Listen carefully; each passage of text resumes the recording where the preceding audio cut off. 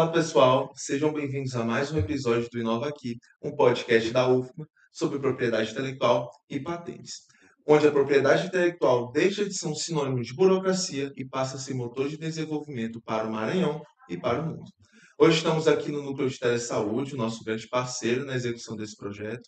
Estou aqui com a Sofia, né, que também é acadêmica de medicina da minha sala, e vamos aí para mais um episódio, né? Exato.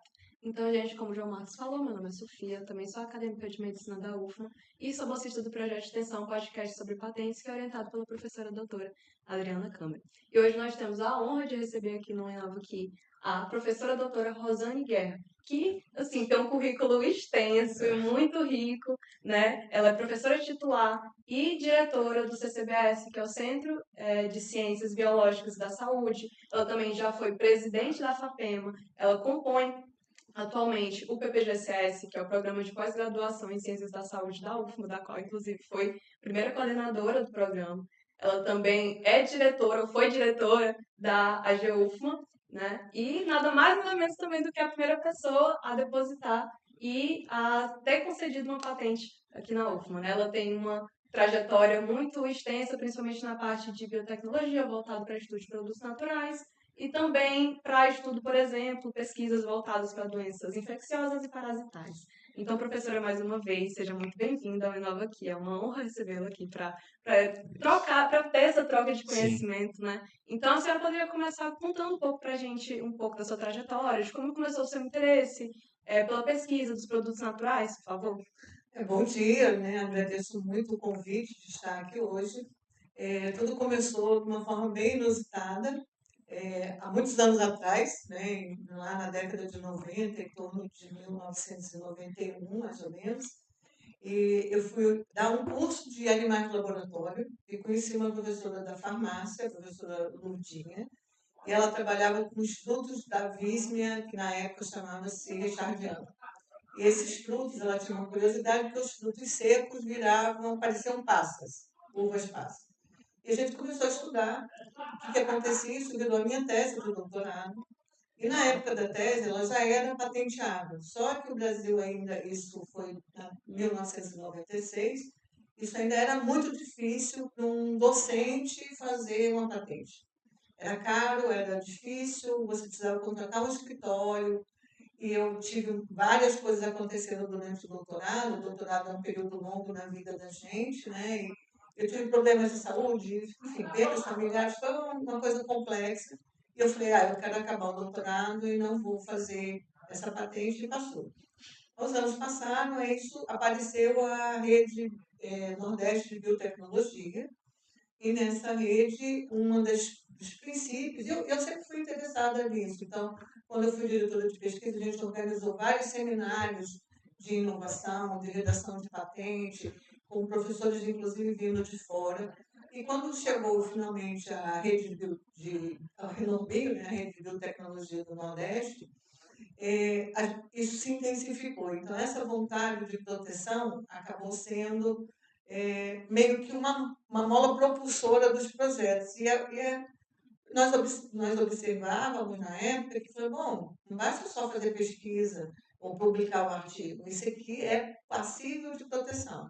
Então, a primeira patente que a gente redigiu foi uma patente do uso de própolis de um produto, um gel à base de própolis, que era capaz de reduzir Staphylococcus mutans, que é uma das bactérias associadas à cárie, né, uma das principais bactérias. Não é a única, mas é o trabalho que também foi a primeira tese defendida do Renombi no Maranhão, da Silvana Libério, né? Ela não virou, ela não foi concedida, né? Ela não seguiu. Depois também teve uma tese, uma patente de Babaçu, da Elizabeth Barroqueiro, que era a atividade imunológica do mesocarpo babaçu, que eu trabalho com isso até hoje, né? Não trabalho mais tanto com própolis, só colaborativamente, mas o babaçu eu continuo trabalhando. E em seguida veio a patente de anacardio.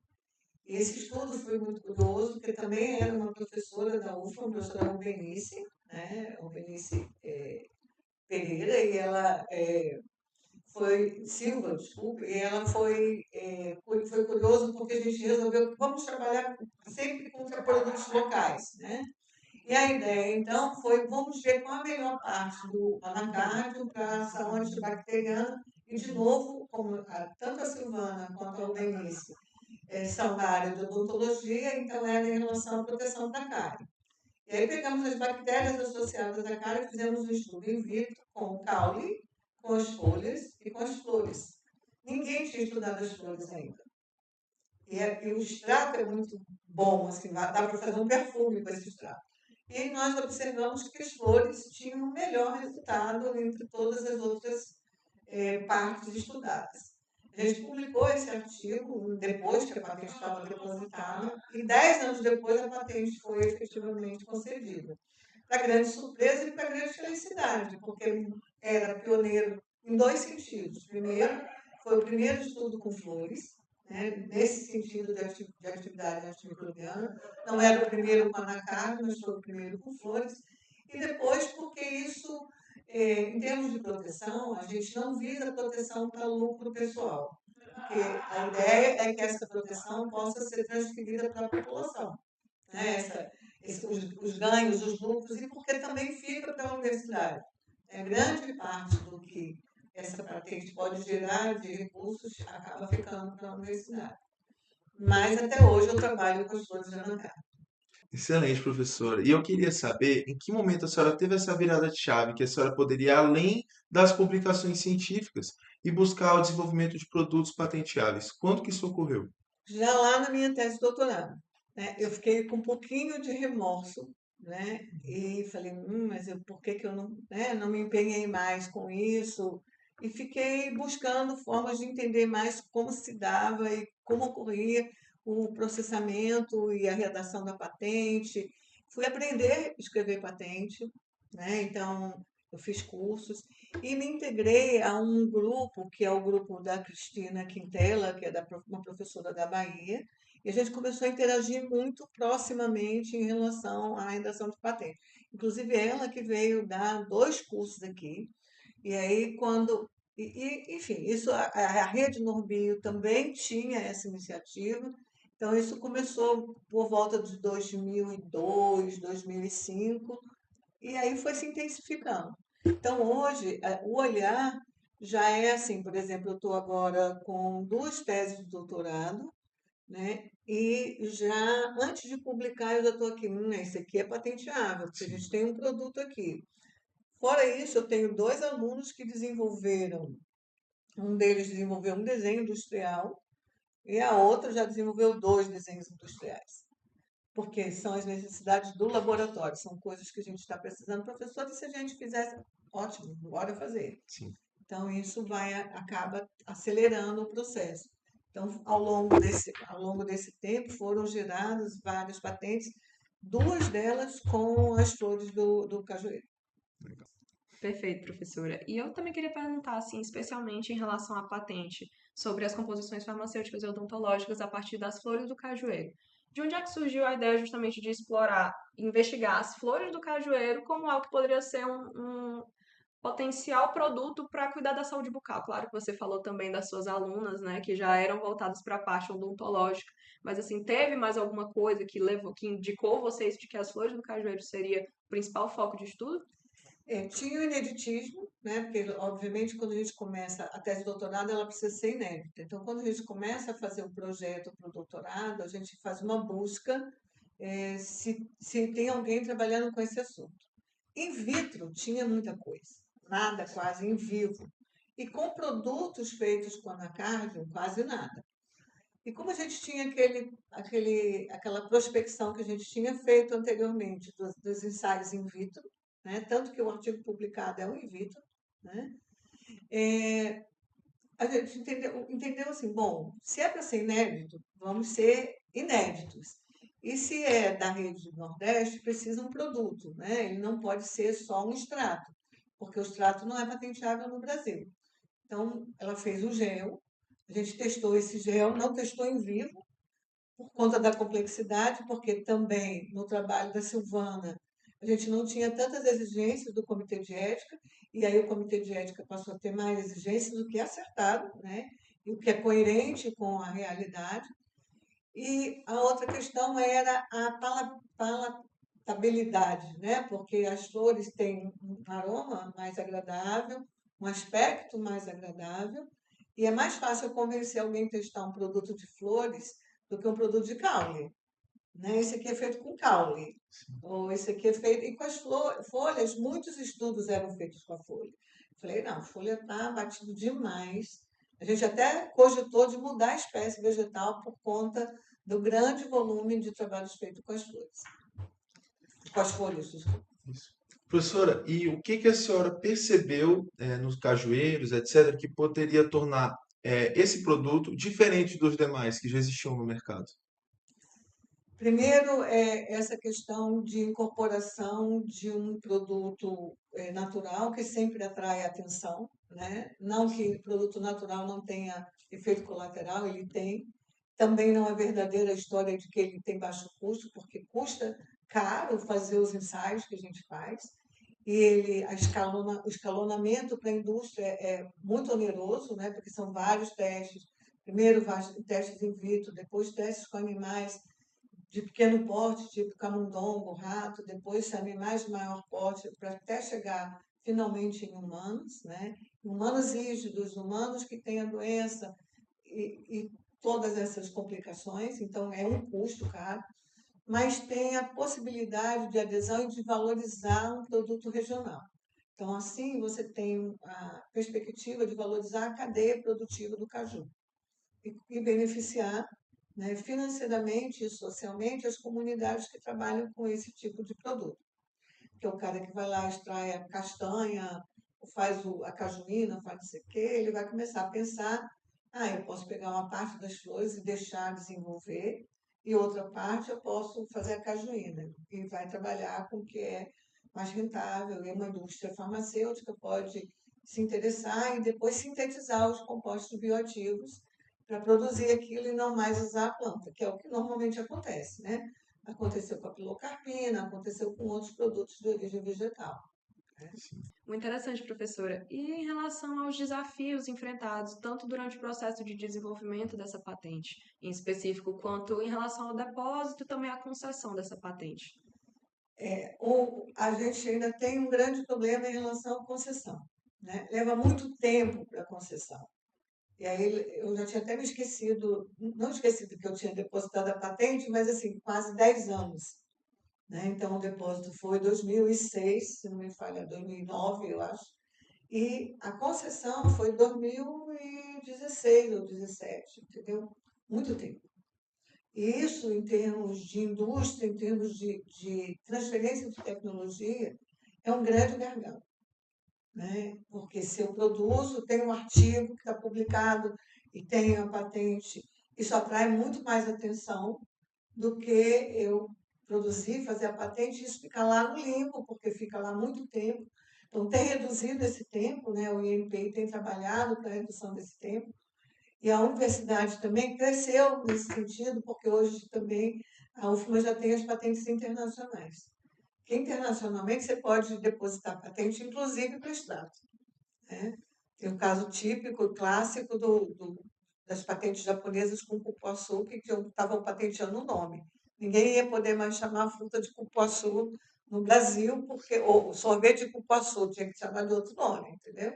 O geleia de cupuaçu não ia ser mais geleia de cupuaçu.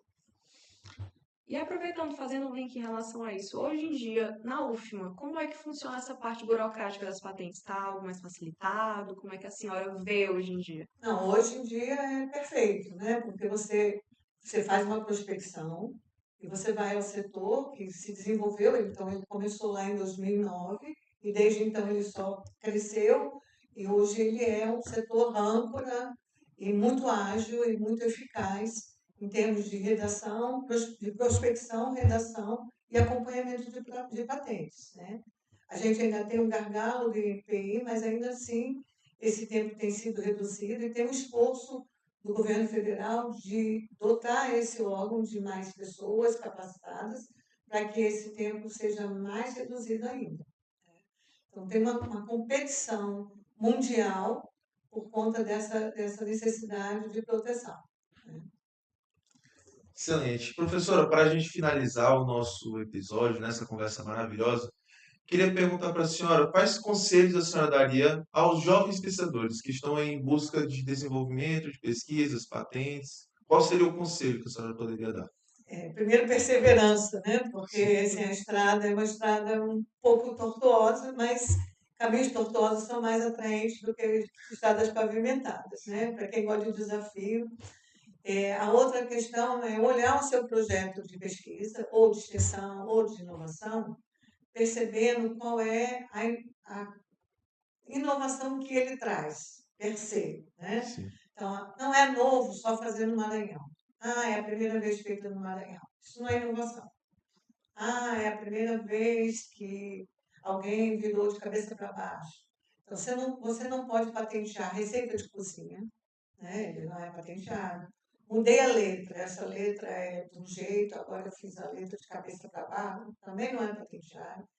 Mas o que é inovador é isso. Então, não existe nada igual ao que eu estou trabalhando ou que eu estou fazendo em lugar nenhum do mundo. Nem em termos de artigo, nem em termos de tese, nem em termos de patente. Aí isso é uma inovação. Esse é um nicho importante de investimento em inovação. E você também pode ter uma modificação de uma inovação já patenteada. Então, eu tenho esse microfone desse jeito, e agora eu consigo, como já tenho, um microfone de lapela. Então, essa é uma inovação em cima de um produto já existente. Eu tinha uma questão mecânica e agora eu automatizei esse processo. Isso também é passível de patente. Lá, o nosso produto com ação sobre cárie, né? O nosso gel com ação anticárie. Se eu agora adiciono um corante, adiciono outra propriedade, ou modifico a formulação, isso também é passível de patente. Porque eu posso ir aprimorando aquele produto e não mais usar flores, eu identifiquei que tem um ácido anacárdico, quercetina, ou outro composto, que eu juntando esses compostos numa proporção 2 para 3 para 1, ele tem a mesma ação que as flores, isso é inovação. Entendi, professor. Muito bom. Então você parte de uma ideia existente, mas você produz um outro produto. Né?